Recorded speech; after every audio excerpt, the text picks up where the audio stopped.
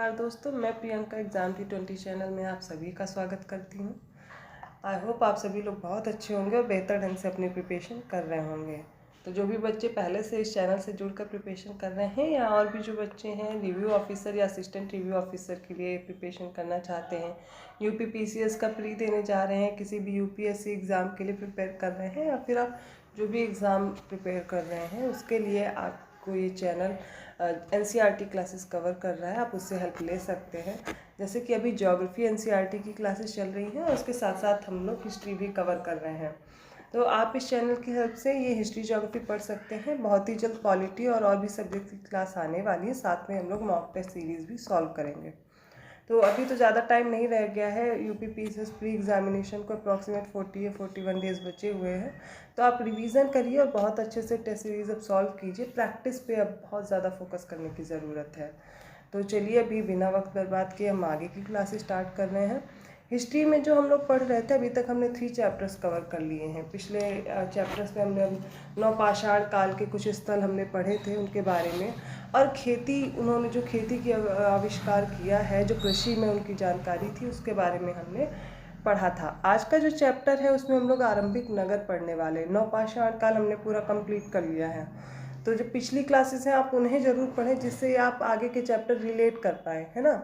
तो आज जो हम लोग पढ़ने वाले हैं वो आरंभिक नगर पढ़ने वाले हैं। ये बहुत ही इम्पॉर्टेंट है आपके प्री एग्जामिनेशन के पॉइंट ऑफ व्यू से। साथ में नोट्स बनाते चलिए। पढ़ने से सिर्फ कुछ नहीं होगा, आप साथ में नोट्स बनाइए, उनको रिवाइज कीजिए, है ना। तभी तो आप एग्ज़ाम दे पाएंगे अच्छे से। सिर्फ वीडियो देख लेंगे उससे कुछ भी नहीं होने वाला। हाथ चलाइए, पेन चलाइए और कुछ नोट कीजिए। नोट करके बेहतर इन्फॉर्मेशन लिखिए और उसको बार बार रिवाइज कीजिए। इसी से आपको पेपर में हेल्प मिलेगी। अभी सिर्फ बेस आप कंप्लीट कर रहे हैं, इसके बाद और भी बुक्स आपको पढ़नी है। तो पहले तो आपको बेसिक जानकारी होनी चाहिए। आज हम लोग पढ़ने वाले आरंभिक नगर, और यहाँ से बहुत से प्रश्न आपके प्रीलिम्स एग्जाम में पूछे जाते हैं या जो भी वनडे एग्जाम है उन सभी में पूछा जाता है। इवन यूपी ट्रिपल एससी के लिए भी कोई अगर प्रिपेयर कर रहा है वो उनके लिए भी उतनी ही महत्वपूर्ण है ये क्लास। आज जो हम लोग पढ़ने वाले हैं उसमें हड़प्पा की कहानी पढ़ेंगे।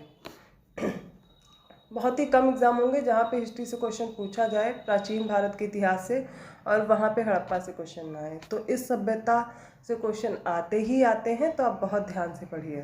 तो शुरुआत की जा रही है यहाँ पर। सबसे पहले मैं स्टोरी बताना चाहूँगी कि जब रेलवे लाइनें बिछाई जा रही थी अपने यहाँ अंग्रेज़ों के टाइम पीरियड पे, तो वहाँ पर कुछ खंडहर मिले थे, वहाँ से कुछ ईंटें मिली थी। तब तो ध्यान नहीं दिया गया, लेकिन बहुत समय बाद हमें पता चला वहाँ पर कि पहले से कोई सभ्यता थी, है ना। और लास्ट क्लास में हमने क्या पढ़ा था कि जो पुरातत्वविद हैं वो क्या करते हैं, स्थलों की खुदाई करते हैं, क्षैतिज या ऊर्ध्वाधर, है ना। पहले जो सभ्यता होगी वो सबसे निचले स्तर पे होगी, फिर जो सबसे ऊपरी स्तर पे जो टीले पे होगी वो क्या होगी, सबसे नई सभ्यता होगी। इसी तरह जब खुदाई से हमें आगे पता चला कि यहाँ पर ऑलरेडी एक बहुत ही बड़ी सभ्यता थी, उसी के बारे में चलिए पहले पढ़ते हैं, फिर आगे की इन्फॉर्मेशन मैं आपको बताती हूँ। अक्सर पुरानी इमारत अपनी कहानी बताती है। लगभग 150 साल पहले जब पंजाब में पहली बार रेलवे लाइनें बिछाई जा रही थी, तो इस काम में जुटे इंजीनियरों को अचानक हड़प्पा स्थल मिला जो आधुनिक पाकिस्तान में है। पहला पॉइंट आप नोट कर सकते हैं कि लगभग 150 साल पहले जब खुदाई की जा रही थी, रेलवे लाइन बिछाई जा रही थी, कहाँ पर, पंजाब में, ठीक है। वहाँ पर क्या मिला, हड़प्पा स्थल मिला जो आधुनिक पाकिस्तान में है। उन्होंने सोचा कि यह एक ऐसा खंडहर है जहाँ से अच्छी ईंटें मिलेंगी। उन्होंने, देखो अंग्रेज यहाँ पे रहते थे, कोई भारत का फ़ायदा थोड़े ना सोच के आए थे, तो वो तो अपना काम निकाल रहे थे। उन्हें अपने व्यापार के लिए, बाकी चीज़ों के लिए रेलवे लाइन बिछानी थी। तो उन्होंने कहा खंडहर है कोई बात नहीं, उनको ईंटें अच्छी मिल गई वहाँ से। यह सोचकर वे हड़प्पा के खंडहरों से हज़ारों ईंटें उखाड़ ले गए, जिससे उन्हें रेलवे लाइनें बिछाई। देखिए कितने तेज़ थे वो लोग। अगर अपने यहाँ होता तो कितने अच्छे से इसकी जानकारी लेते, एक एक चीज़ खोजते, लेकिन नहीं, उनको कोई फ़र्क नहीं पड़ता था। वो यहाँ पर सिर्फ लूटने खाने आए थे। तो उन्होंने क्या किया, ईंटें उखाड़ी, रेलवे लाइनें बिछवा दी। उसके बाद लगभग 80 साल पहले पुरातत्वविदों ने इस स्थल को ढूंढा, ठीक है। अंग्रेजों के टाइम पे ही इस स्थल की खोज हुई थी, ऐसा कुछ नहीं है, लेकिन बहुत समय बाद हुई थी जब उन्हें पता चला। उसके बाद लगभग 80 साल पहले पुरातत्वविदों ने इस स्थल को ढूंढा और पता चला कि यह खंडहर उपमहाद्वीप के सबसे पुराने शहरों में से एक है। सोचिए, कोई बताएगा हमारी सभ्यता बहुत पुरानी है या मेरी सभ्यता बहुत पुरानी, लेकिन आप देखिए जो ये हड़प्पा सभ्यता है ये सबसे प्राचीन सभ्यता, और कहाँ पर है, ये भारत में थी। क्योंकि इस नगर की खोज सबसे पहले हुई थी, इसलिए इसके बाद में मिलने वाले इस तरह के सभी पुरास्थलों में जो इमारतें और चीज़ें मिली उन्हें हड़प्पा सभ्यता की इमारतें कहा गया। देखिए, जो सबसे पहला शहर खोजा गया था, आज से 4700 साल पहले लगभग इस शहर का निर्माण हुआ था और उसका नाम क्या था? हड़प्पा सभ्यता।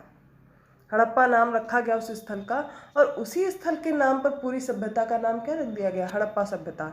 तो सबसे पहले आप ये पॉइंट नोट करिए कि सबसे पहले नगर की जो खोज हुई उसका नाम हड़प्पा था, और लगभग इसका निर्माण कब हुआ था? लगभग 4700 साल पहले हुआ था। ठीक है, इस नगर का नाम हड़प्पा था क्योंकि यह सबसे पहला शहर था जो खोजा गया था, तो इसी के आधार पर जो भी चीज़ें वहाँ से मिलती गईं वो हड़प्पा सभ्यता स्थल के नाम से जानी गई। समझ आया आप सभी को? नोट जरूर करते चलिए। अब आगे हम पढ़ते हैं, अब इन नगरों की विशेषता क्या थी। सबसे पहले तो हमें यही समझना पड़ेगा कि नगर थे। देखिए, इतनी पुरानी सभ्यता है, हम लोग इतने समय बाद सीख पाए हैं सारी चीज़ें। पक्की ईंटों का यूज़ करना, पहले क्या कच्चे मकान होते थे या झोपड़ी बना के रहते थे। जैसे भी देखिए, हमारी सभ्यता क्या थी? हमारी सभ्यता नगरीय नहीं थी, है ना। हम तो गाँव वाला जीवन रहन सहन हमारा रहा है, तो हम लोग को तो बहुत समय लगा भी सब सीखने में। अब हम लोग का शहरीकरण हुआ, लेकिन आप खुद ही सोचिए, हमारी सभ्यता तो शहरी नहीं है। इन लोग की उस समय पे शहरी थी सभ्यता। इतना अच्छा इन लोगों ने योजनाबद्ध तरीके से घर बना रखा था। आज का जो चंडीगढ़ शहर है, आप देखते हैं वहाँ पर जो रोड हैं वो समकोण पर आकर के मिलती हैं, तो बहुत प्लान्ड वे में वो बसाया गया है। इसी तरह आप देखेंगे पूरा जो हड़प्पा सभ्यता है वहाँ पर बहुत ही योजनाबद्ध तरीके से मकान बनाए गए हैं। नालियाँ, हम लोग इतना साफ सफाई पे अभी भी बहुत लोग ध्यान नहीं देते हैं। देखेंगे नालियाँ ओपन पड़ी होंगी, वहाँ पर नालियाँ ढकी होती थी, एक मेनहोल बना होता था सफाई के लिए। बहुत अच्छी विशेषताएं मिलेंगी आप इस सभ्यता को अगर पढ़ेंगे। सोचिए, उस समय लोग इतने विकसित थे। फिर हमें ये भी जानना है कि इतने विकसित लोग थे तो फिर ये सभ्यता कहाँ गई। खैर, इतिहासकार अनुमान लगाते हैं, एग्जैक्टली अभी भी नहीं पता है कि कैसे सभ्यता का मतलब समाप्ति हो गई, कैसे सभ्यता खत्म हो गई। लेकिन इसकी विशेषताएं पढ़ते हैं क्योंकि ये पूछी जाती हैं, तो उनको हम लोग पढ़ेंगे। ठीक है, और कुछ लोकेशन हम लोग मैप पे भी देखेंगे, क्योंकि मैपिंग के साथ पढ़ेंगे तो हम लोग वो लोकेशन कभी भूलेंगे नहीं। इन नगरों में से कई इन नगरों में से कई को 2 या उससे ज़्यादा हिस्सों में विभाजित किया जाता था। जैसे कोई नगर है तो सबसे पहले क्या होता था, या तो 2 भाग में विभाजित होगा या उससे ज़्यादा लगभग 3 भाग में। ठीक है, तो जो पश्चिमी वाला दुर्ग होता था या पश्चिमी वाली जो होता था पार्ट, वो क्या होता था? ऊंचा होता था in compare to other part, जो कि पूर्वी भाग में होता था। ये थोड़ा निचला होता था, इसको दुर्ग बोलते थे। ठीक है, और ये निचले वाले भाग में आम लोग रहते थे, शायद यहाँ पर कुछ स्पेशल लोग रहते थे। तो ऐसे ही कुछ विभाजन था यहाँ पर, उसी को हम लोग पढ़ने वाले हैं। पश्चिमी भाग छोटा होता था लेकिन ऊंचाई पर बना होता था, है ना। जो पश्चिमी भाग था वो क्या था? ऊंचा था, ऊंचाई पे बना होता था, लेकिन क्या होता था? छोटा होता था। पूर्वी हिस्सा बड़ा था लेकिन निचले इलाके में था। फिर निचले इलाके में क्या होगा? पूर्वी हिस्सा होगा। ठीक है, ये थोड़ा निचला होता था।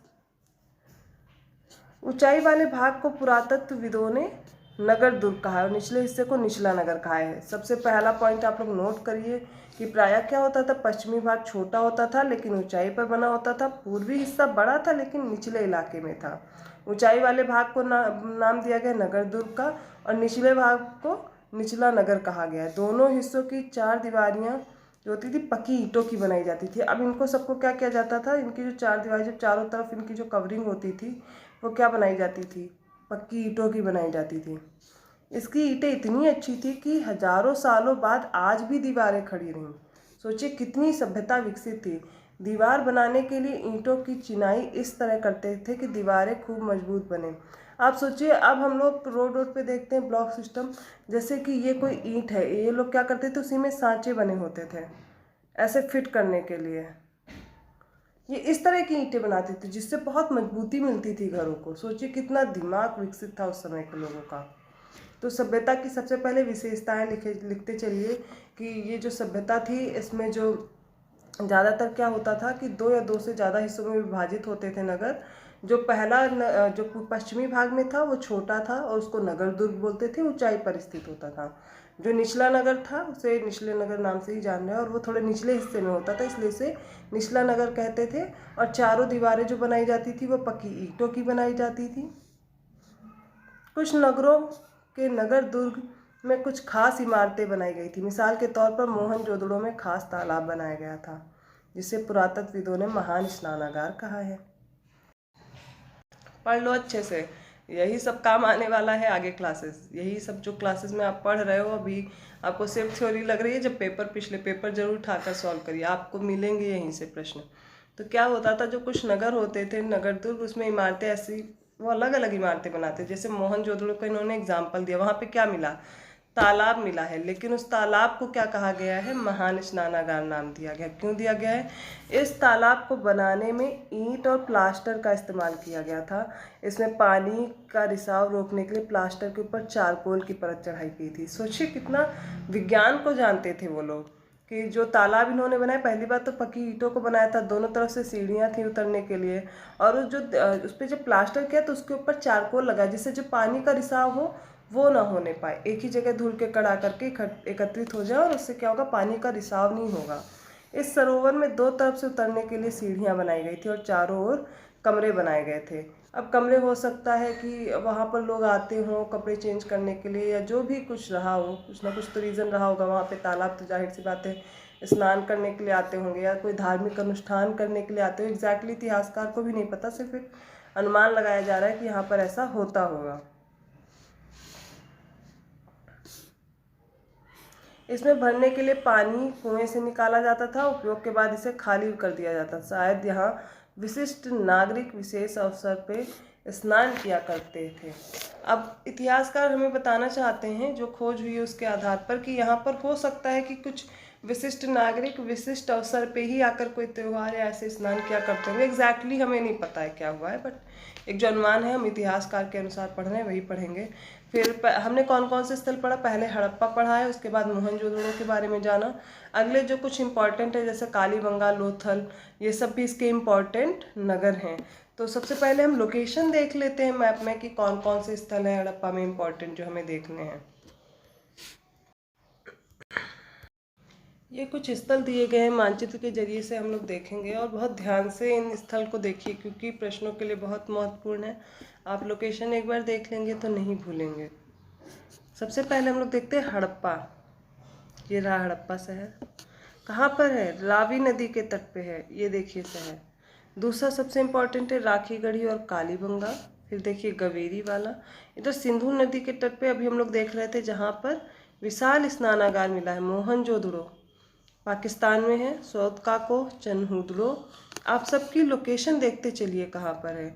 और ये तीन बहुत इंपॉर्टेंट हैं जिनको हमें पढ़ना है, धौलावीरा, सुरकोटदा और लोथल।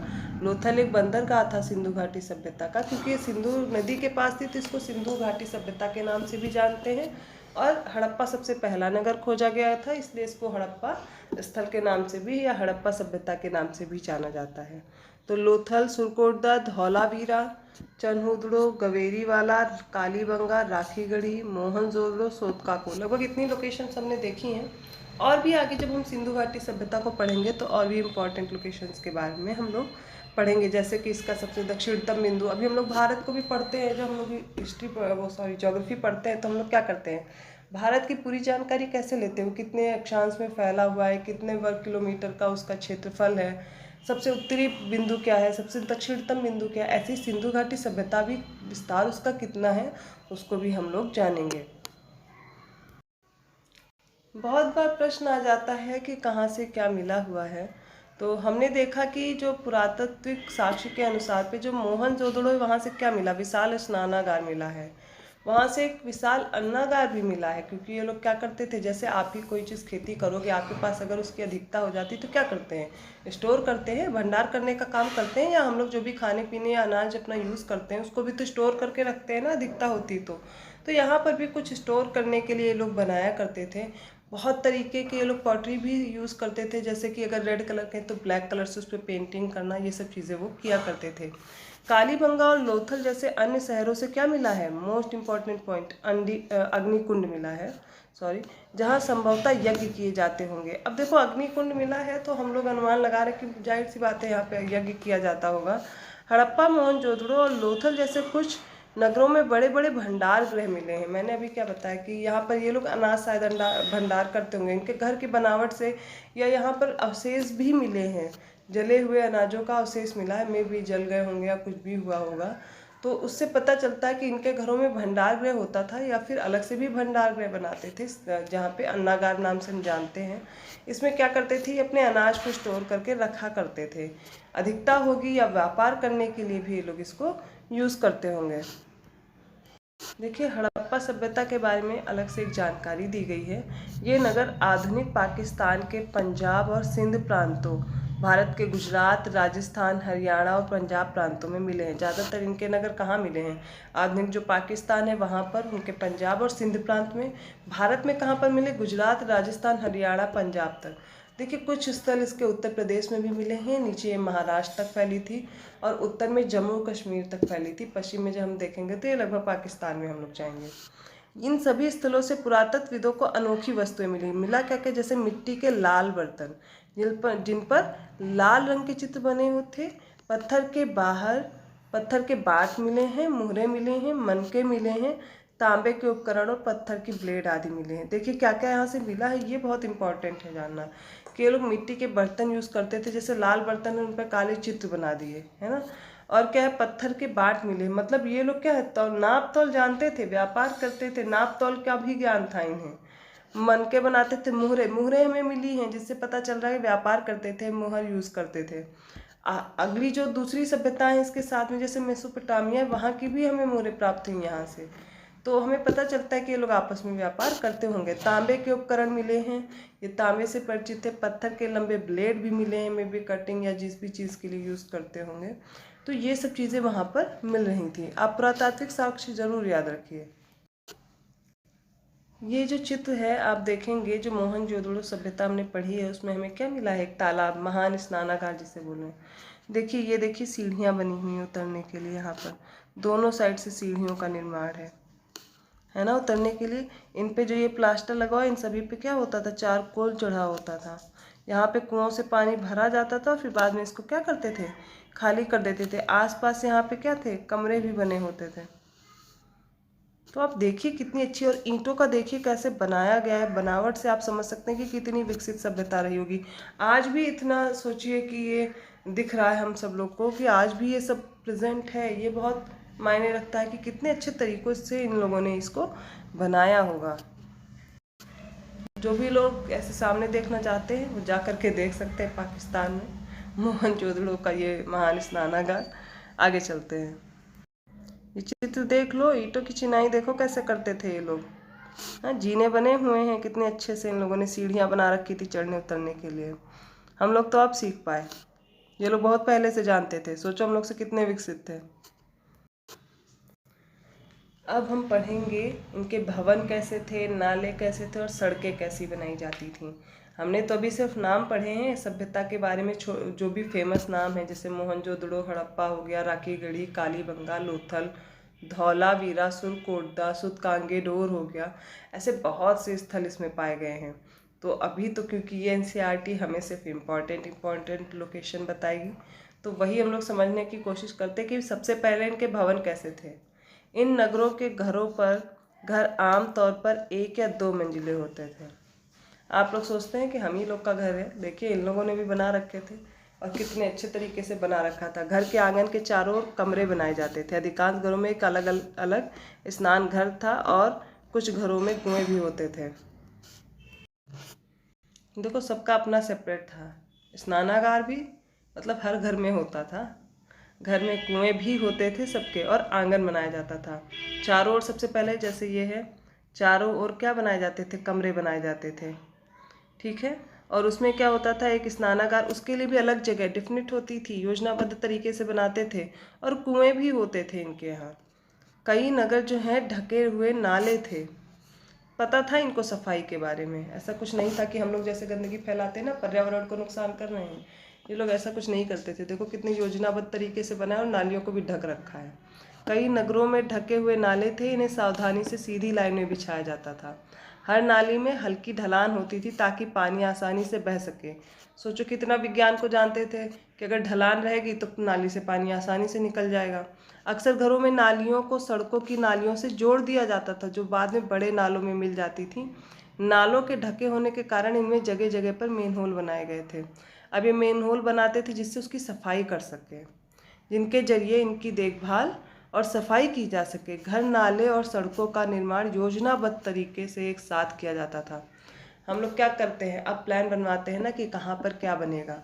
जैसे अपना थोड़ा सा जगह है उस पर सोचते हैं, सोचो कि मेज़रमेंट आज हम लोग सीखा है, वो लोग तब भी जानते थे।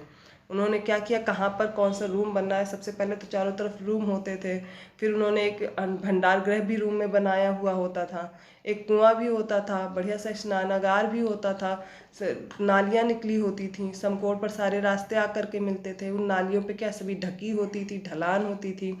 फिर वो क्या होती थी, नालियाँ मेन सड़कों पर आकर के मिलती थी और सड़कों के भी नाले एक जगह पर आकर के मिलते थे। जगह जगह पर मेन होल बने हुए थे जहाँ पर क्या की जाए, सफाई की जा सके इनकी। सारे पॉइंट्स नोट करते चलिए, तभी आप इसको बार बार से पढ़ पाएंगे। अब इनका नगरीय जीवन कैसा था। अब हड़प्पा के नगर हम लोग पढ़ने जा रहे हैं। ये देखिए इनकी नालियाँ दिख रही हैं आप लोग को, देख लो अच्छे से फोटो, तो शायद याद रह जाए तुम लोगों को, ऐसे तो भूल जाओगे ना सब। तो देखते चलो सारे चित्रों को, इसीलिए एनसीईआरटी में ये सब चीज़ें आपको दे दी गई हैं कि कोई भी दिक्कत ना हो, पढ़ लो अच्छे से, चित्र को देख करके याद करने की कोशिश करो, मन लगा रहे ना पढ़ने में, ऐसे बोर होने लगते होगे हिस्ट्री पढ़ने में। तो ये देखिए नालियाँ हैं इनकी, और इन नालियों को क्या करते थे, देखिए ढलान के साथ इन्होंने निकाला हुआ है। ये कुएं, ये जो ऊपर बना है वो मोहनजोदड़ो की एक सड़क है, उसमें नाला बना हुआ है, और नीचे जो हम लोग देख रहे हैं वो कुआं है। ठीक है, अभी ये बाईं तरफ हम लोग देखेंगे हड़प्पा की एक मोहर, ये देखो दिख रही सबको मोहर, देखो कितना बढ़िया डिज़ाइन है इन लोगों ने बनाया है। इसमें कुछ लिख भी रखा है, जिसको भी समझ में आया हो नीचे कमेंट करे क्या क्या लिखा हुआ है। खैर हम लोग तो अभी तक नहीं पढ़ पाए, समझ नहीं आया, हो सकता है आप में से कोई लोग बता दे इसमें क्या लिखा है। जिसको भी पता चले वो कमेंट करके बताएगा। ठीक है, इस मोहर के ऊपर एक खास लिपि में कुछ लिखा हुआ है। फिर देखते हैं इसमें, ये लेखन का इनको ज्ञान था, लिखते पढ़ते थे, ऐसा नहीं था अनपढ़ लोग नहीं थे, पढ़े लिखे थे तभी इतनी जानकारी थी। तो लिखने पढ़ने का भी ज्ञान था इन्हें, लेकिन हम लोग नहीं जान पाए कि ये किस तरह से लिखते थे, क्या है। और कुछ ये पक्की मिट्टी के खिलौने मिले हैं। खिलौनों में पहचानो क्या क्या इन लोगों ने बनाया है, क्या लग रहा है आप लोग को, बताओ, बताने की कोशिश करो, कुछ तो बनाया है इन लोगों ने।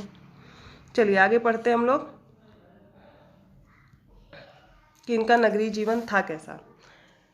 हड़प्पा के नगरों में बड़ी हलचल रहा करती होगी। यहाँ पर ऐसे लोग रहते होंगे जो नगर की खास इमारतें बनाने की योजना में जुटे रहते होंगे। देखो इतना अच्छा अगर इन्होंने योजनाबद्ध तरीके से बनाया है तो कोई विशिष्ट पर्सन ही होगा जो ऐसा बना पाएगा, है ना। कोई जो इंसान होगा वो बहुत ही विशिष्ट तरीके का ज्ञान रखता होगा। ये संभवतः यहाँ के शासक थे। यह भी संभव है कि ये शासक लोगों को दूर भेजकर दूर दूर से धातु, बहुमूल्य पत्थर और अन्य उपयोगी चीज़ें मंगवाते थे। अब ऐसा इसलिए सोचा जा रहा है क्योंकि दूसरी जगह के साक्ष्य यहाँ पे मिले हैं, तो हमें लगता है कि लोग यहाँ जाते होंगे और वहाँ से जानकारी इकट्ठा करके या फिर वहाँ से बहुमूल्य पत्थर या फिर ऐसी चीज़ें लाते होंगे। शायद शासक लोग खूबसूरत मनकों तथा सोने चांदी से आभूषणों जैसी कीमती चीज़ें अपने पास रखते होंगे। इन नगरों में लिपिक भी होते थे जो मोहरों पर लिखते ही थे, और शायद अन्य चीज़ों पर भी लिखते होंगे जो बच नहीं पाई हैं। देखिए इतना समय भी हो गया, सभ्यता समाप्त हुए तो बहुत सी चीज़ें तो नहीं मिल पाई हैं। जितनी भी मोहरें मिली, अभी हमने चित्र देखा था हम लोगों ने, तो उसमें कुछ लिखा हुआ था। तो कोई एक लिपिक होगा जो लिखने का कार्य करता होगा, कुछ लोग होंगे जो बाहर से दूर दूर से चीज़ें ले करके आते होंगे, जो विशिष्ट लोग होंगे। ऐसा कुछ बहुत ज़्यादा हमें भेदभाव नहीं मिलता इन लोगों में, पर ऐसा सोचा जा रहा है कि जो विशिष्ट लोग होंगे जिन्हें पसंद होगा वो मन के सोने चांदी के आभूषण आदि पहनते रहे होंगे या फिर अपने पास रखते होंगे। आगे पढ़ते हैं। तो इससे हमें क्या पता चल रहा है नगरीय जीवन में कि ये क्या थे। पहले तो कुशल थे, वैज्ञानिक तरीके का लगभग ज्ञान समझ सकते हैं हम लोग, विज्ञान में विकसित थे क्योंकि नालियाँ बहुत अच्छे से बनाते थे, योजनाबद्ध तरीके के सारे घर बने होते थे, आपस में दूर दूर से बहुमूल्य चीज़ें भी लाया करते थे, आभूषण वगैरह भी जानते थे, पहनते थे, लिखने का ज्ञान था, मोहरों पर लिखते भी थे, लिपिक थे। खैर हम लोग वो चीज़ें अभी तक नहीं समझ पाए हैं कि ये लोग क्या लिखते थे। इसके अलावा नगरों में शिल्पकार स्त्री पुरुष भी रहते थे। यहाँ पे कोई डिवीज़न नहीं था कि आप ये काम करेंगी और वो कुछ और करेंगे, ऐसा कुछ नहीं था। शिल्पकार स्त्री पुरुष भी रहते होंगे जो अपने घरों में किसी उद्योग स्थल पर तरह तरह की चीज़ें बनाते होंगे। लोग लंबी यात्राएं भी करते थे और वहाँ से उपयोगी वस्तुएं लाते थे, साथ ही लाते थे सुदूर देशों की किस्से कहानियाँ। मिट्टी से बने कई खिलौने भी मिले जिन्हें बच्चे खेलते होंगे। देखो इससे हमें क्या पता चलता है कि लोग शिल्पकार होंगे तभी तो देखो खिलौने बने हुए हैं, तरह तरह के खिलौने हमें इस स्थल से मिले हैं। लंबी यात्राएं करते होंगे लोग, जाते होंगे दूर, क्योंकि इनके साथ भी बहुत सी तब सभ्यता थी और उनकी जो चीज़ें हैं उनके भी अवशेष हमें मिले हैं इन पुरास्थलों से। तो इसलिए एक अनुमान लगाया जा रहा है कि लोग आपस में आते जाते होंगे, एक दूसरे को जानते होंगे। आगे पढ़ते हैं हम लोग। ये देखो चित्र हम लोग देख चुके हैं, इन्हीं से पता लगाने की कोशिश की गई है। आगे पढ़ते हैं नगर और नए शिल्प। अब देखिए कितना अच्छे तरीके से इन लोगों ने पत्थर के बाट बना रखे हैं। हम लोग अब गोल और देखो अलग अलग तरीके बनाते हैं, इनके बाट देखो कितने अच्छे तरीके के हैं और ये चढ़ पत्थर से बनाए गए हैं। इन्हें शायद बहुमूल्य पत्थर और धातुओं को तोड़ने के लिए बनाया गया होगा। मध्य में देखते हैं हम लोग बाएं में, इधर देखिए, ये देखिए जो चित्र है, ठीक है, ये मनके हैं जो कि वो क्या करते थे, आभूषण की तरह यूज़ करते थे। इनमें से क्या है, कई जो है कार्नेलियन पत्थर से बनाए गए थे। पत्थरों को काट कर और तराश कर मनके बनाए जाते थे। इनके बीच छेद किए गए थे ताकि धागा डालकर क्या करते थे ये लोग, माला बनाई जाती थी। अब धागा ये कैसे बनाते थे, ये लोग कपास की खेती करते थे। इनके पास तकली के भी साक्ष्य मिले हैं, धागा बनाने का कार्य करते थे। तो ये लोग क्या करते थे, देखो कितने बढ़िया बढ़िया आभूषण पहनते थे। आजकल देखिए कैसे आभूषण पहने जाते, पहले के देखो वो लोग कितने बढ़िया आभूषण पहनते थे। लोग आज भी ऐसे ही पसंद करते हैं, बहुत से लोग पसंद करते हैं। लड़कियों को खासकर देखा होगा ये सब पहनते हुए। कोई बता सकता है वहाँ पर लड़कियाँ ही पहनती थी, मतलब कि स्त्री ही पहनती थी क्या, पुरुष भी पहनते थे क्या? जिसको जैसा लगता है वो कमेंट करके बताएगा। अब मध्य दाएं भाग में हम लोग क्या देखेंगे, धारदार फलक देखेंगे। इधर देखिए, ये रहे फलक, ओके। और हमें क्या क्या मिला है, कढ़ाईदार वस्त्र मिले हैं। एक महत्वपूर्ण व्यक्ति की जो पत्थर की बनी मूर्ति है वो मोहनजोदड़ो से मिली है। इसमें उसने कई कढ़ाईदार वस्त्र पहने। देखो ये मोहनजोदड़ो से मिली है और बोला गया है कि इन्होंने जो ये पहन रखा है इस पर बढ़िया सी कढ़ाई की गई है। देख लो थोड़ी टूटी फूटी है पर इसे समझने की कोशिश की जा रही है। ऐसे व्यक्ति थे और इन्होंने ये सब पहन रखा है, बढ़िया कढ़ाई होती थी। आजकल देखिए लखनऊ में चिकनकारी होती है, कढ़ाई करके मिलती हैं सारी चीज़ें, लखनऊ फेमस है ना। तो आगे ऐसे ही वो लोग भी ये सब चीज़ें जानते थे, ये सब करते थे, मनोरंजन भी करते थे। जैसे आज आप लोग मूवीज़ वगैरह देखने जाते हो, वहाँ भी कुछ रहता होगा, वो लोग भी आपस में कहानियाँ और किस्से सुनाया करते होंगे। देखो हम लोग को पता कुछ भी नहीं कि कैसा क्या था, ऐसा कुछ वीडियो रिकॉर्डिंग और ये सब चीज़ें नहीं मिली हैं तो हम लोग जान नहीं पाते हैं। बस क्या है कि पुरातात्विक अवशेष मिले हैं और आपने पिछली क्लास में पढ़ा भी है कितने प्रकार के अवशेष होते हैं और किन किन से हम पिछली जानकारी पाते हैं, ठीक है। आप सभी को पता है, नहीं पता है तो पिछली क्लास जा कर के ज़रूर देख लीजिए। आओ अब कुछ ऐसी चीज़ों के बारे में अध्ययन करते हैं जो हड़प्पा के नगरों से प्राप्त हुई। क्या क्या मिली हैं, पुरातत्वविदों को जो चीज़ें वहाँ मिली उनमें अधिकतर पत्थर, शंख, तांबे, कांसे, सोने और चांदी जैसे धातुएं बनाई गई थी। तांबे और कांसे से औजार, हथियार, गहने और बर्तन बनाए जाते थे। सोने और चांदी से गहने और बर्तन बनाए जाते थे। यहाँ मिली सबसे आकर्षक वस्तुओं में मनके, बाट और फलक है। अभी सबका मैंने देखो फोटो दिखा दिया है, सबने वहाँ की जो फोटो ली गई है ना वो देख ली हैं। मतलब जो चित्र है वहाँ पर एक हमें जानकारी दी गई है कि कैसे क्या मिला है। देखिए सबसे पहले लोग क्या करते थे, क्या क्या मिला है वहाँ पर। पत्थर मिले हैं, शंख मिला है, तांबे मिले हैं, कांसे की चीज़ें मिली, सोने और चांदी जैसी धातुओं की बनाई गई चीज़ें मिली हैं। अगर आपसे पूछ लिया जाए हड़प्पा में से इसमें से क्या क्या नहीं मिला है या क्या क्या मिला है, आप लोग उस प्रश्न को सॉल्व कीजिएगा। क्यों? क्योंकि आपको अब पता है क्या क्या मिला था वहाँ से। तांबे और कांसे के जो औजार मिलते थे इससे हथियार भी बनाते थे, गहने भी बनाते थे।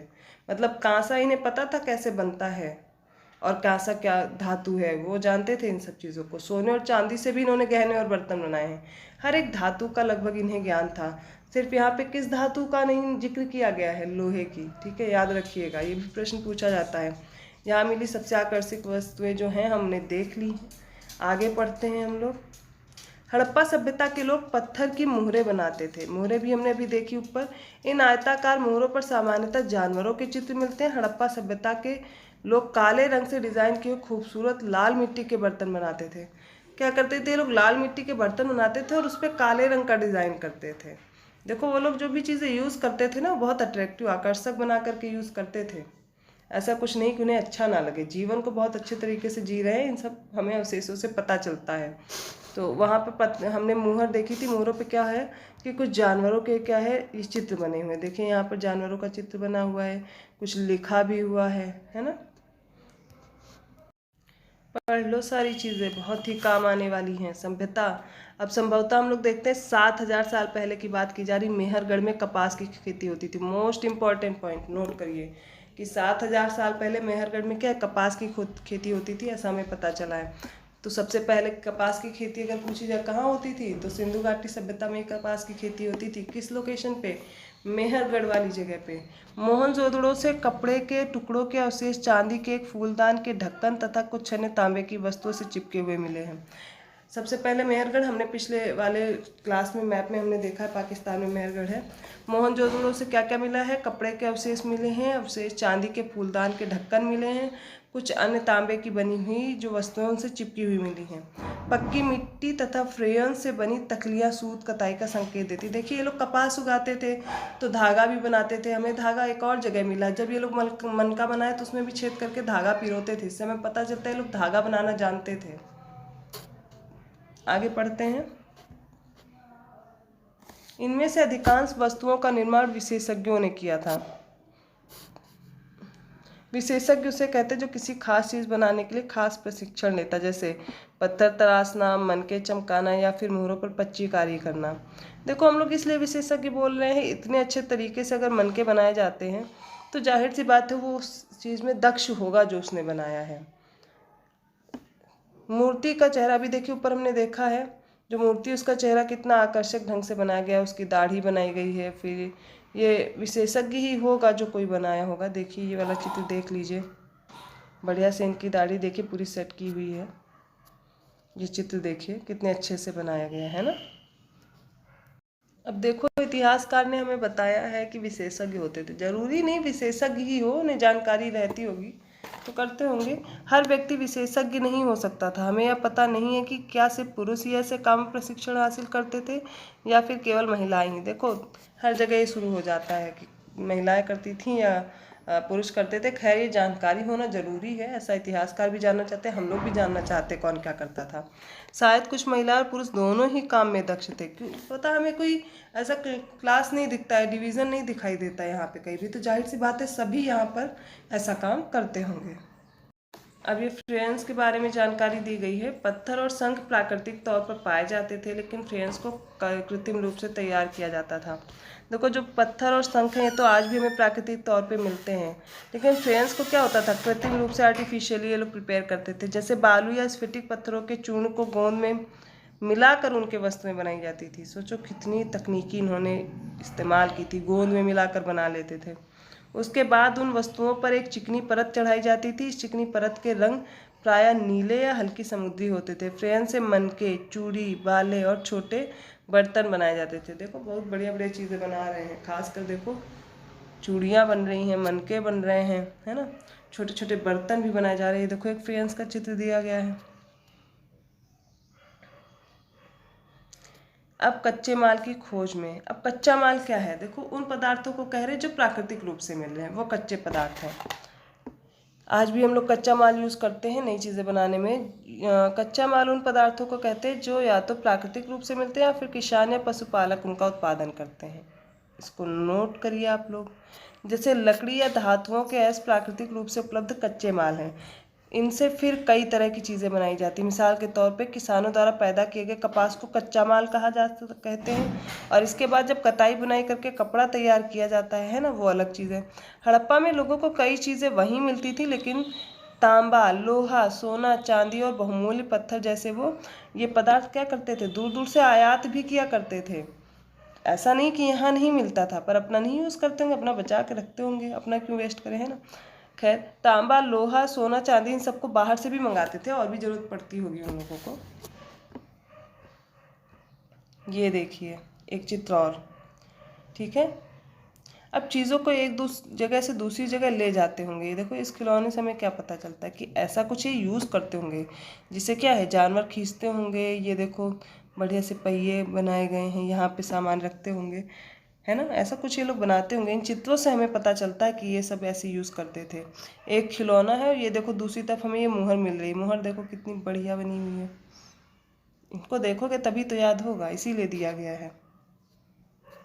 आगे पढ़ते हैं। हड़प्पा के लोग तांबे का आयात संभवतः आज के राजस्थान से किया करते थे। अब ये इम्पॉर्टेंट पॉइंट आप नोट करिए कि हड़प्पा में तांबे का आयात कहाँ से होता था। या आपसे प्रश्न पूछा जाता है कि हड़प्पा सभ्यता में तांबे का आयात कहाँ से नहीं होता था। आपको ऐसे ऑप्शन दे दिया गया। अगर पूछ लिया जाए कहाँ से होता था तो आपको पहले तो पता होना चाहिए कि राजस्थान से होता था। यहाँ तक कि पश्चिम एशियाई देश ओमान से भी तांबे का आयात होता था। कहाँ कहाँ से हो रहा है, पहले तो राजस्थान से आ रहा है, दूसरा क्या एशियाई देश जो ओमान है वहाँ से भी किया जा रहा है। अब कांसा बनाने के लिए तांबे के साथ मिलाई जाने वाली जो धातु थी टिन, इसका आयात कहाँ से करते थे, आधुनिक ईरान और अफगानिस्तान से करते थे। 2 पॉइंट बहुत इंपॉर्टेंट हैं। तांबे का कहाँ कहाँ से आयात कर रहे हैं, राजस्थान, पश्चिम एशियाई देश है ओमान वहाँ से, कांसा में जो टिन मिलाई जाती थी उसको कहाँ से कर रहे हैं, आधुनिक ईरान और अफगानिस्तान से। सोने का आयात कर्नाटक और बहुमूल्य पत्थर का आयात गुजरात, ईरान और अफगानिस्तान। देखो सोना कर्नाटक से ही मंगा रहे हैं, यहाँ पे बहुत भरा हुआ था। गुजरात और ईरान अफगानिस्तान से यहाँ पे क्या मंगा रहे हैं, ये बहुमूल्य पत्थर मंगा रहे हैं क्योंकि मनके बनाते थे या और भी चीज़ें बाट वगैरह बनाने में यूज़ किया करते थे। रखते होंगे कुछ अपने पास अच्छे अच्छे पत्थरों को। देखिए हमें बच्चों का जो एक खिलौना है वो हल के रूप में मिला, जिससे हमें पता चलता है इन्हें हल पता था। मतलब खेती में जुताई के लिए ऐसा देखो एक हल मिला है, ये यूज़ करते होंगे इसको। अब इसी सभ्यता में हमें पढ़ना है कि नगरों में रहने वालों के लिए भोजन क्या क्या था। अच्छा, ये भोजन में क्या क्या करते थे वो हमें पता चलेगा, पूछा जाता है प्रश्न भी। लोग नगरों के अलावा गांव में भी रहते थे। जैसे आज भी हम लोग, कुछ लोग शहर में रहते हैं, कुछ लोग गांव में रहते हैं, तो वहाँ पे भी ऐसा था कि कुछ लोग गांव में भी रहते थे और वे अनाज उगाते थे। मतलब यहाँ पर कैसे कैसे लोग थे, व्यापार करते थे, ठीक है। दूसरे कैसे होते थे, शिल्पकार भी होते थे। देखो कोई खिलौना बना रहा है, कोई मनके बना रहा है ना। आगे हम लोग देखते हैं कि किसान भी थे, कृषि भी करते थे यहाँ के लोग। वे अनाज उगाते थे और जानवर पालते थे, ये भी काम होता था वहाँ पर। किसान और चरवाहे ही शहरों में रहने वाले शासकों, लेखकों और दस्तकारों को खाने का सामान देते थे। देखो सबको अपना अपना काम है तो एक दूसरे की मदद करेंगे। पौधों के अवशेषों से पता चलता है कि हड़प्पा के लोग क्या क्या उगाते थे। मोस्ट इम्पॉर्टेंट पॉइंट है, नोट करिए, गेहूँ, जौ, दाल, मटर, धान, तिल और सरसों उगाते थे। और क्या करते थे, उत्पादकता इतनी अच्छी थी कि ये लोग स्टोर भी करते थे, भंडार गृह भी थे इनके पास। क्या क्या उगाते थे, फिर से देख लीजिए, गेहूं, जौ, दालें, मटर, धान, तिल और सरसों। जमीन की जुताई के लिए हल का प्रयोग एक नई बात थी। हड़प्पा काल के हल तो नहीं बच पाए क्योंकि वे प्राय लकड़ी से बनाए जाते थे, लेकिन हल के आकार के खिलौने मिले हैं। इससे हमें पता चलता है कि ये लोग क्या करते थे, हल का प्रयोग करते थे। इस क्षेत्र में बारिश कम होती है, इसलिए सिंचाई के लिए लोगों ने कुछ तरीके अपनाए होंगे। संभवतः पानी का संचय किया होगा और ज़रूरत पड़ने पर उससे फसलों की सिंचाई की जाती होगी। हड़प्पा के लोग गाय, भैंस, भेड़ और बकरियां पालते थे। क्या क्या पालते थे, नोट करिए। ये लोग गाय, भैंस, भेड़ और बकरियां पालते थे।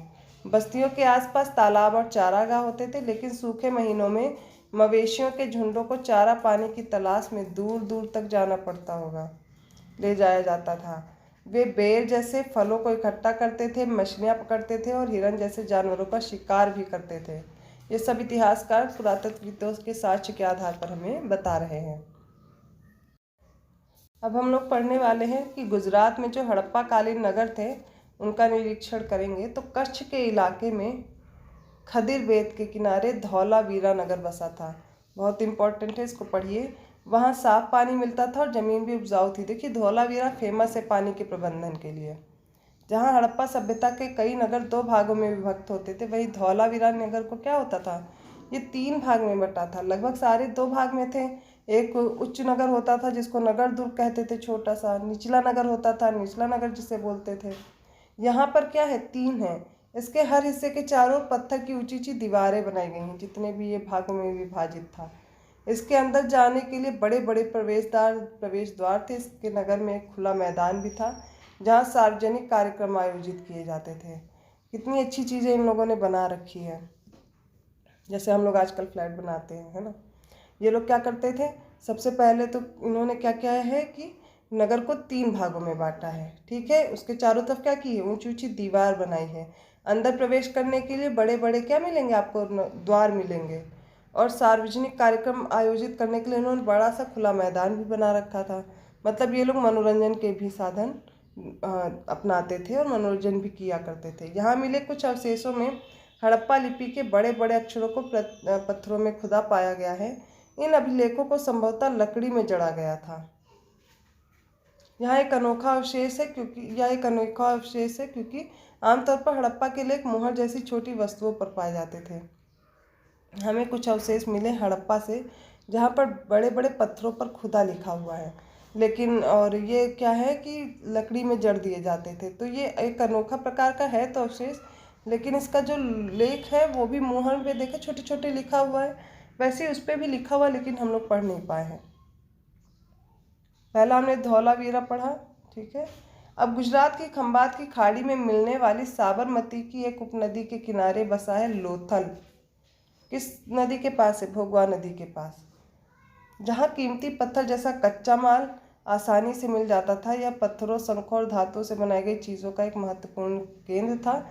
इस नगर में भंडार गृह भी था। भंडार गृह से कई मोहरे, मुद्रांकन, मोहरबंदी गीली मिट्टी पर दबाने से उनकी छाप मिले हैं। देखिए यहाँ पर इस तरीके की चीज़ें मिलने से हमें क्या लगता है कि ये तो पहली बात तो नदी के किनारे बसा हुआ है, कच्चे जो माल है वो यहाँ पर मिल रहे हैं, कीमती पत्थर मिल रहे हैं, और क्या क्या भंडार गृह भी है यहाँ पर, और मुद्राएं भी बहुत मिली हैं। तो इससे अनुमान लगाया जाता है यहाँ पर कि लोथल एक बंदरगाह रहा होगा। यह बड़ा तालाब लोथल का बंदरगाह रहा होगा, जहाँ समुद्र के रास्ते आने वाली नावें रुकती थी। संभवतः यहाँ पर माल चढ़ाया या उतारा जाता होगा।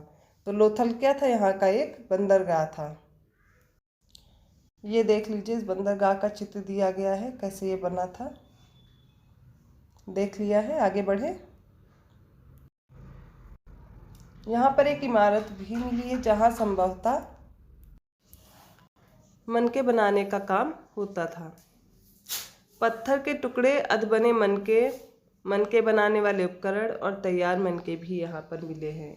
कौन कौन से साक्ष्य मिले हैं लोथल से, सबसे पहले तो कुछ कीमती पत्थर मिले हैं, विशेष इमारतें मिली हैं, ठीक है।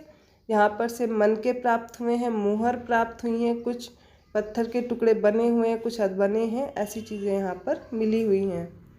एक जानकारी दी गई है हमें मुद्रा और मुहर के मुद्रांकन या मुहरबंदी के बारे में। आप लोग सभी लोग ये चित्र देखिए कि मुद्रा पर जो मुहर होती है तो उस पर मुद्रांकन या फिर मुहरबंदी है क्या चीज़। मुहरों का प्रयोग सामान से भरे डिब्बों या थैलों को चिन्हित करने के लिए किया जाता था, जिन्हें एक जगह से दूसरी जगह भेजा जाता था। थैलों को बंद करने के बाद उनके मुहानों पर गीली मिट्टी पोत कर उन पर मुहर लगाई जाती थी। मुहर की छाप को क्या कहते थे, मुहरबंदी। ये देखिए यहाँ पर छाप लगाई गई है। अगर यह छाप टूटी हुई नहीं होती थी तो यह साबित हो जाता था कि सामान के साथ छेड़छाड़ नहीं की गई है। तब भी ऐसा होता था, सोचो कि लोग मोहर को क्या, जैसे कोई डिब्बा बंद या थैली में पैक करके इन्होंने कोई चीज़ भेजी है, बाहर भेज रहे हैं, तो क्या करते थे, पहले तो उस पर गीली मिट्टी लगाते थे और उस पर मुहर दबा देते थे, तो एक छाप पड़ जाती थी कि बंद है। अगर ये मिट्टी नहीं टूटी तो मतलब क्या है, कोई भी छेड़छाड़ नहीं की गई है। अब इतनी अच्छी सभ्यता का हमें अंत भी देखने को मिलेगा, पर यह अंत हुआ कैसे हम लोग को एग्जैक्टली नहीं पता है। हर इतिहासकार अपनी राय देता है। चलिए देखते हैं क्या क्या उन्होंने बोला है। लगभग 3900 साल पहले एक बड़ा बदलाव देखने को मिलता है। अचानक लोगों ने इन नगरों को छोड़ दिया। लेखन, मुहर और बाटों का प्रयोग बंद हो गया। दूर दूर से कच्चे माल का आयात काफ़ी कम हो गया। मोहनजोदड़ो पे सड़कों पर कचरे के ढेर बनने लगे। जल निकास प्रणाली नष्ट हो गई और सड़कों पर ही झुग्गीनुमा घर बनाए जाने लगे। इससे हमें ये पता चलता है पलायन हुआ होगा, या फिर यहाँ पर धीरे धीरे लोग अकाल में या जो भी हुआ हो, धीरे धीरे लोग यहाँ से अलग जगह पे चले गए, या फिर वो धीरे धीरे अंत हो गया, कुछ समझ नहीं आया। पर यहाँ पर इन सब चीज़ों का यूज जो अभी तक हमें मिला है वो धीरे धीरे बहुत कम होता चला गया। कुछ भी हमें नहीं पता है ये सब कैसे हुआ। कुछ विद्वानों का कहना है कि नदियाँ सूख गई थीं, अन्य का कहना है कि जंगलों का विनाश हो गया था, और इनके विनाश होने के कारण ये क्या हो सकता है, ईंटें पकाने के लिए ईंधन की ज़रूरत पड़ती होगी। इसके अलावा मवेशियों के बड़े बड़े झुंडों से चारागाह और घास वाले मैदान समाप्त हो गए होंगे। इनके जंगल या फिर ऐसे प्राकृतिक जो भी स्रोत थे वो खत्म हो गए होंगे। कुछ इलाकों में बाढ़ आ गई, लेकिन इन कारणों से स्पष्ट नहीं हो पाता कि सभी नगरों का अंत कैसे हो गया। अगर बाढ़ भी आई तो कुछ निश्चित क्षेत्र में सभी को तो एक साथ नहीं खत्म कर देगी। कहा जाता है कि जैसे इन्होंने ईंट पकाने के लिए बड़े बड़े ईंधन यूज़ किए, लकड़ियाँ या जंगल काट डाले होंगे, तो धीरे धीरे कहीं और रहने चले गए होंगे। मवेशियों के जिस झुंड में बड़े बड़े चारागाह हैं, जब वहाँ पे ख़त्म हो गया तो वहाँ पे मरुस्थल जैसा क्षेत्र बन गया होगा। कुछ ऐसे ही हमें इतिहासकार बताना चाहते हैं। एग्जैक्टली हमें भी नहीं पता है या उन्हें भी नहीं पता क्या हुआ था, क्योंकि बाढ़ और नदियों के सूखने का असर कुछ ही इलाकों में हुआ होगा। ऐसा लगता है कि शासकों का नियंत्रण समाप्त हो गया हो। जो भी हुआ हो, परिवर्तन का असर बिल्कुल साफ दिखाई देता है। आधुनिक पाकिस्तान के सिंध और पंजाब की बस्तियां उजड़ गई थीं। कई लोग पूर्व और दक्षिण के इलाकों में नई और छोटी बस्तियों में जाकर बस गए थे। इसके लगभग 1400 साल बाद नए नगरों का विकास हुआ। इनके बारे में भी हम लोग आगे पढ़ेंगे। तो हमें पता चला कि या तो बाढ़ आई होगी या कुछ भी ऐसा इन लोग के साथ हुआ कि इस सभ्यता का, सोचिए कितनी विकसित सभ्यता थी, वो भी समाप्त हो गई। कैसे हुई नहीं पता, बाढ़ आया, कुछ लोग, सबका अपना अपना मत है, कुछ भी हुआ होगा, पर ये सभ्यता भी समाप्त थी। पर आप इससे, हमें इस चैप्टर से बहुत सी जानकारी मिली जो हमारे प्रश्न में पूछा जाता है, और मुझे लगता है ये चैप्टर सबके लिए थोड़ा इंटरेस्टिंग भी रहा होगा, तो आपको याद करने में कोई खास दिक्कत होने वाली नहीं है। एक जानकारी दी गई है कि लगभग जो 5000 साल पहले की बात की जा रही है, मिस्र में जो लोग शासन करने वाले राजाओं ने सोना, चांदी, हाथी दांत, लकड़ी और हीरे जवाहरात लाने के लिए अपनी सेनाएं दूर दूर भेजी। इन्होंने बड़े बड़े मकबरे बनाए जिन्हें पिरामिड के नाम से जाना जाता है। आज भी हम लोग पिरामिड देखते हैं। देखिए, राजाओं के मरने पर उनके शवों को इन्हीं पिरामिडों में दफना कर सुरक्षित रखा जाता था। इन शवों को ममी कहा जाता है। आज भी ये लोग ऐसा करते थे, मतलब पुराने मिले हैं यहाँ पर, आज भी ये सब प्रेजेंट है। उन्हें शवों के साथ और भी अनेक चीज़ें दफनाई जाती थीं। इनमें खाद्यान्न, पेय, वस्त्र, गहने, बर्तन, वाद्य यंत्र, हथियार और जानवर भी शामिल हैं। पिछली क्लासेस में भी हमने पढ़ा था कि वो लोग सोचते थे मरने के बाद भी कोई जीवन है, उन्हें भूख लगेगी, पहनना पसंद है, उन्हें आभूषण, मनोरंजन भी पसंद है, तो वही सब चीज़ें उनके साथ वो दफना देते थे। कभी कभी शव के साथ उनके सेवक और सेविकाओं को भी दफना दिया जाता था। सोचते होंगे आगे जाकर के इनकी सेवा करेंगे, क्योंकि बड़े बड़े लोगों को, विशेष लोगों की क्या करते थे, पिरामिड बनाते थे या मम्मी बना के रखते थे। दुनिया के इतिहास में शवों को दफनाने की परंपरा को देखते हुए मिस्र में सबसे ज़्यादा धन दौलत खर्च किया जाता था। मिस्र में ही हमें देखो इतने बड़े बड़े पिरामिड देखने को मिलते होंगे, कि ऐसा वो लोग मानते होंगे ना कि मरने के बाद इनके सब ज़रूरत है। तभी तो देखो इनके साथ दास दासियों को भी दफना दे रहे हैं, उनके साथ आभूषण और वस्त्र और भोजन, ये सब चीज़ें भेज रहे हैं। तो जाहिर सी बात है ये लोग कुछ ऐसा ही सोचते रहे होंगे। अब नीचे कुछ प्रश्न दिए गए हैं एनसीईआरटी के, वो सब आप लोग सॉल्व करने की कोशिश कीजिएगा। अगर नहीं होते तो आप मुझे कमेंट डाउन कीजिएगा, मैं उसके उत्तर बताने की कोशिश आपको करूँगी, या फिर एक साथ सारे एनसीईआरटी के प्रश्न सॉल्व करा दिए जाएंगे। आगे देखिए, यहाँ पे कुछ महत्वपूर्ण तिथि दी गई हैं। जैसे मेहरगढ़ में कपास की खेती का साक्ष्य मिला था, लगभग कब, 7000 साल पहले। नगरों का आरंभ कब देखने को मिलता है यहाँ पर, 4700 वर्ष पहले। फिर हड़प्पा के नगरों में अंत की शुरुआत कब से हुई, 3900 साल पहले। अन्य नगरों का विकास कब हुआ है, फिर 2500 साल पहले की बात की जा रही है।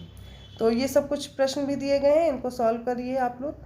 आई होप आप सभी को ये क्लास बहुत अच्छी लगी होगी। ठीक है, इस क्लास से हेल्प लीजिए, और ये चैप्टर बहुत ही महत्वपूर्ण है, इसके बारे में हम आगे भी पढ़ेंगे, क्योंकि अभी इस एनसीईआरटी में जितना दिया गया उसको हम लोग पढ़ते हैं। आप लोग जो अभी स्थल देखे हैं वो क्या कीजिए, आप एक पेज पे जितने भी स्थल बनाए हैं मैप पे बनाइए। जैसे मेहरगढ़ का टाइम पीरियड लिखिए, वहाँ से क्या क्या साक्ष्य मिले। फिर लोथल लिखिए, लोथल के बारे में लिखिए, मोहनजोदड़ो के बारे में, जो जो हमने पढ़ा है सबके बारे में लिख करके नोट्स ज़रूर बनाइए, क्योंकि वो नोट्स आपको आगे हेल्प करेंगे समझने में कि आपने एनसीईआरटी पढ़ ली। देखिए, पूरी एनसीईआरटी बार बार नहीं पढ़ी जा सकती, लेकिन एनसीईआरटी के जो फैक्ट्स हैं वो आप बार बार पढ़ सकते हैं। वो कब आप पढ़ पाएंगे, जब आपने क्या किया होगा, नोट्स बनाए होंगे। तो साथ में नोट्स बनाइए और पढ़ते रहिए, प्रैक्टिस भी करते रहिए प्रश्नों की, क्योंकि सिर्फ आपको ये बुक पढ़ने से फ़ायदा नहीं मिलेगा। जब आप प्रीवियस ईयर क्वेश्चन लगाएंगे तब आपको पता चलेगा कि आपके क्वेश्चन हो पा रहे हैं या नहीं हो पा रहे हैं इनसे रिलेटेड। आई होप आप सभी को वीडियो बहुत अच्छा लगा होगा। प्लीज़ आप लाइक कीजिए और लोगों तक भी पहुंचाने की कोशिश कीजिए, उनको भी इससे हेल्प मिले। अगर आप कोई और सुझाव देना चाहते हैं तो नीचे कमेंट कर सकते हैं। प्लीज़ चैनल को सब्सक्राइब जरूर करें। धन्यवाद।